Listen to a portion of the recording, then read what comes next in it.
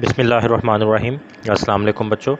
हमारा आज का टॉपिक है series and parallel combination of resistors. हमारी बुक में ये जो टॉपिक है ये review of series and parallel combination of resistors के नाम से है।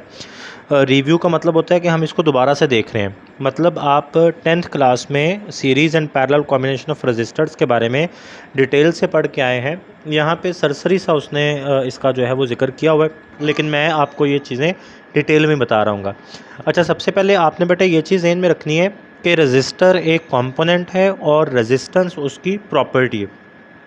रजिस्टर जो है ना बच्चों, ये एक बहुत छोटा सा कंपोनेंट है और हमें मार्केट में बड़ी आसानी से और 1 या 2 रुपये में एक रजिस्टर मिल जाता है। और नॉर्मली हमारे पास बहुत सारे डिफरेंट वैल्यूज़ के रजिस्टर्स अवेलेबल होते हैं, लेकिन फिर भी कभी कभार लैब में काम करते हुए कभी ऐसा हो जाता है कि हमें जिस एक पर्टिकुलर वैल्यू की रेजिस्टेंस चाहिए होती है वो हमारे पास अवेलेबल नहीं होती है।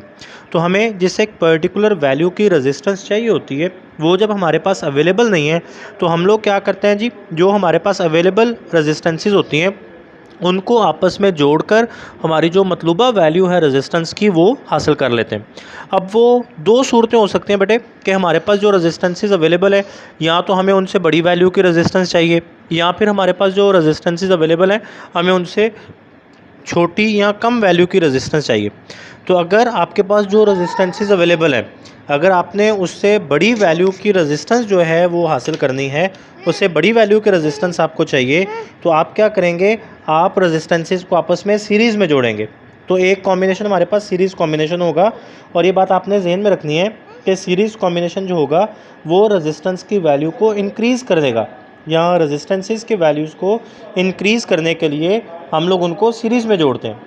और अगर बच्चों हमारे पास इस तरह हो कि जो रेजिस्टेंसेस हमारे पास अवेलेबल हैं हमें उनसे कम वैल्यू की रेजिस्टेंस चाहिए, तो हम उन अवेलेबल रेजिस्टेंसेस को पैरेलल में जोड़ेंगे।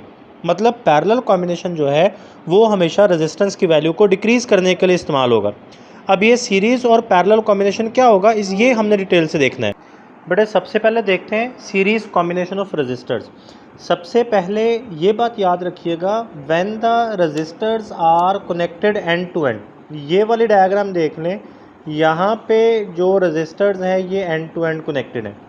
जैसे ये R1 ये फर्स्ट रेजिस्टेंस है, इसका एक एंड हमने ओपन छोड़ा हुआ है क्योंकि इसको बैटरी के साथ जोड़ेंगे। इसका ये दूसरा जो एंड है ये दूसरे रेजिस्टेंस के फर्स्ट एंड के साथ अटैच है, और सेकंड रेजिस्टेंस का सेकंड एंड थर्ड रेजिस्टेंस के फर्स्ट एंड के साथ अटैच है।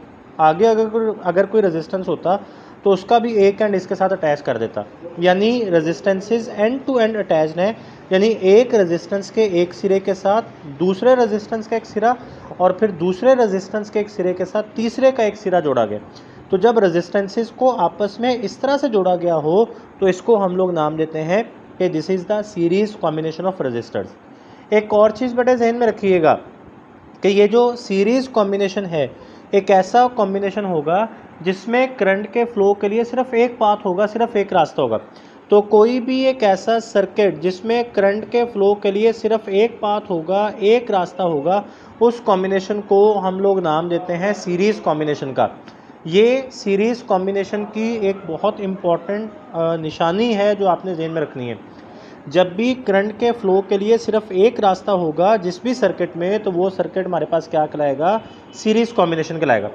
अब बेटा एक चीज़ ध्यान में रखिएगा कि ये जो सीरीज़ कॉम्बिनेशन होता है इसको हम लोग वोल्टेज डिवाइडर सर्किट का नाम भी देते हैं। Series combination of the resistors is also known as the potential divider circuit. अब इसमें होता क्या है, ये बेटा जो आपको सीरीज़ कॉम्बिनेशन एक नज़र आ रहा है, अगर इसके साथ यहाँ पे एक बैटरी जोड़ दी जाए इधर, तो अब अगर इसके साथ मैं यहाँ पे एक बैटरी जोड़ दूँ ना, इस तरह से मैं आपको बना के भी दिखा देता हूँ, इस तरह से इस कॉम्बिनेशन के साथ एक बैटरी का पोटेंशियल V के इक्वल है, तो होगा क्या कि एक ही करंट आई आएगा। ये तीनों रेजिस्टेंसेस मिलकर डिसाइड करेंगी कि इस सर्किट में से टोटल कितना करंट फ्लो करेगा, वो टोटल करंट आई होगा।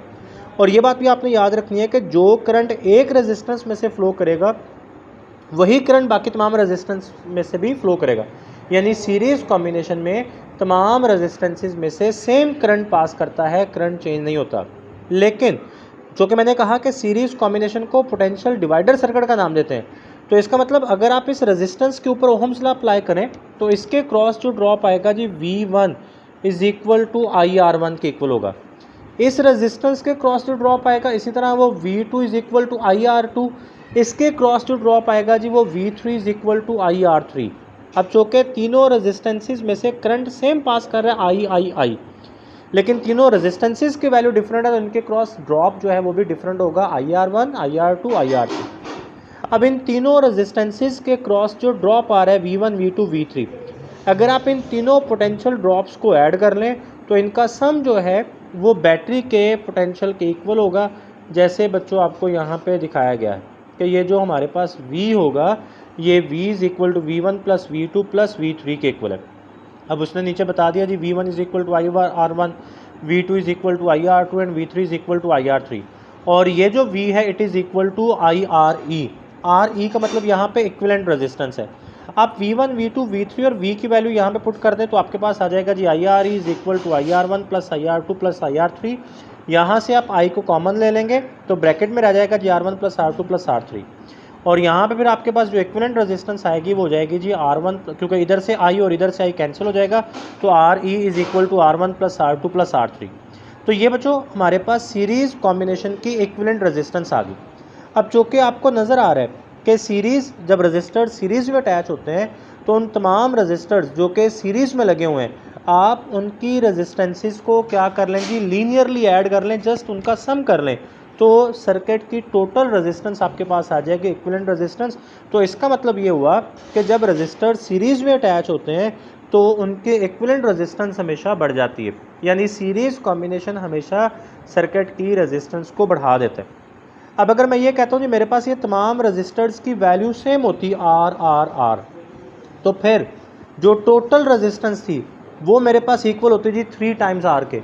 यानी हम एक जनरल फार्मूला डेवलप कर लेते हैं, जो मैं यहाँ पे उसका प्रूफ नहीं करवा रहा, जस्ट आपको फार्मूला बता रहा हूँ कि अगर मेरे पास n नंबर ऑफ रजिस्टर्स हैं और तमाम रजिस्टर्स की वैल्यू सेम है R, तो जब मैं इन तमाम को आपस में सीरीज़ में अटैच कर दूँगा तो जो इक्विवेलेंट रेजिस्टेंस आएगी उसका जो फार्मूला होगा वो NR के इक्वल होगा।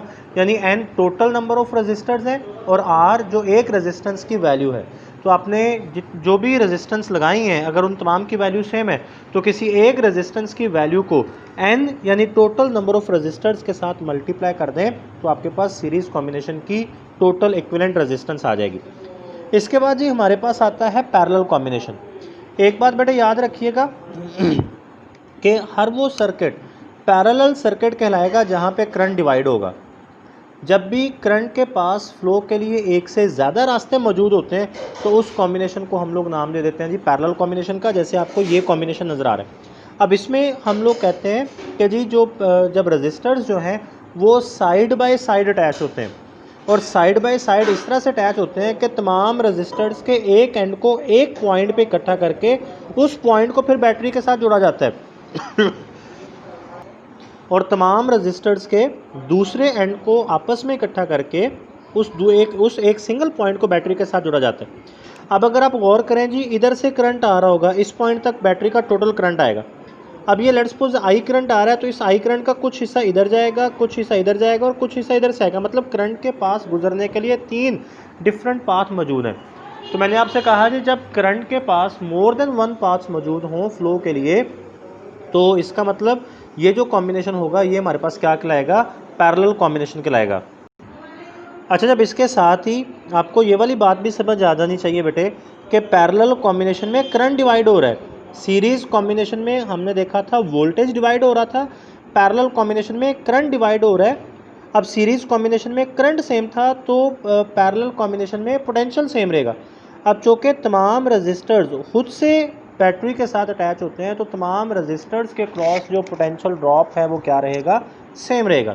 लेकिन इन तीनों पाथ्स पे गुजरने वाला करंट I1, I2 और I3, अगर आप इन तीनों करंट्स को ऐड करें तो बैटरी का टोटल करंट आपके पास I बनेगा, जैसा कि आपको यहाँ पे दिखाया जा रहा है। ये देख लें जी, I is equal to I1 plus I2 plus I3।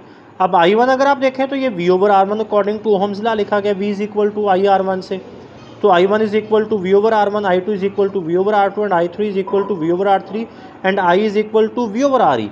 तो यहाँ से फिर हम इसको देख लेते हैं जब ये वैल्यूज़ आप ऊपर रेजिस्टेंस में उसमें इक्वेशन में पुट करते हैं तो हमारे पास जो इक्वेशन बनती है वो कुछ इस तरह से बन रही होती है, V/RE is equal to V/R1 plus V/R2 plus V/R3। ऊपर से बेटे V कॉमन आ जाएगा तो आप इसको इस तरह से लिख सकते हैं, V को कॉमन लेके आप इस तरह से लिख सकते हैं, V into 1/R1 plus 1/R2 plus 1/R3। ये एक स्टेप मिसिंग था, मैंने कर दिया। अब ये वाला जो V है इस वाले V के साथ कट जाएगा तो मेरे पास रह जाएगा जी 1/RE is equal to 1/R1 plus 1/R2 plus 1/R3।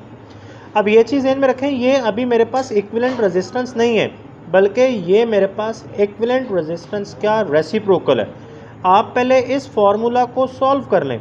ये उसने आगे एंड सो ऑन का निशान लगाया हुआ है, जिसका मतलब अगर मेरे पास कुछ और रेजिस्टर्स हैं तो उनके रेसिप्रोकल की वैल्यूज़ भी यहाँ पे ऐड हो जाएगी। पहले आप इस साइड को जो है वो सॉल्व करके जो आंसर आएगा उसको 1 से डिवाइड कर देंगे तो आपके पास इक्विवेलेंट रेजिस्टेंस आ जाएगी। अब बेटे पैरेलल कॉम्बिनेशन में चूँकि ये फार्मूला मुझे इक्विवेलेंट रेजिस्टेंस का रेसिप्रोकल देता है, तो इसका मतलब ये होता है कि जी पैरेलल कॉम्बिनेशन में सर्किट की टोटल या इक्विवेलेंट रेजिस्टेंस हमेशा डिक्रीज़ कर जाती है। यानी जो पैरेलल कॉम्बिनेशन होता है वो हमेशा रेजिस्टेंस की या इक्विवेलेंट रेजिस्टेंस की वैल्यू को डिक्रीज़ करने के लिए इस्तेमाल होता है। अब मैं अगर ये कहूँ कि मेरे पास n रजिस्टर्स हैं और उन तमाम की वैल्यू R के इक्वल है, मतलब सेम वैल्यू के रजिस्टर्स हैं और उन तमाम को पैरेलल में अगर लगा दिया गया तो मैं कहूँगा कि जी उनकी जो इक्विवेलेंट रेजिस्टेंस होगी वो R/n के इक्वल होगी। सीरीज़ में अगर आपने लगाया था तो आपने n को R से मल्टीप्लाई किया था, पैरेलल में आप लगा रहे हैं तो आप R को n से डिवाइड करेंगे तो पैरेलल कॉम्बिनेशन की हमारे पास इक्विवेलेंट रेजिस्टेंस आ जाएगी। आपकी असाइनमेंट ये होगी बेटे कि आप ये टॉपिक सुन के जितने पॉइंट्स मैंने बताए हैं सीरीज़ और पैरेलल के, उनको अलग अलग करके लिख के आप मुझे इसकी पिक्चर सेंड करेंगे। उम्मीद है आपको ये टॉपिक समझ आ गया होगा। अल्लाह हाफिज़।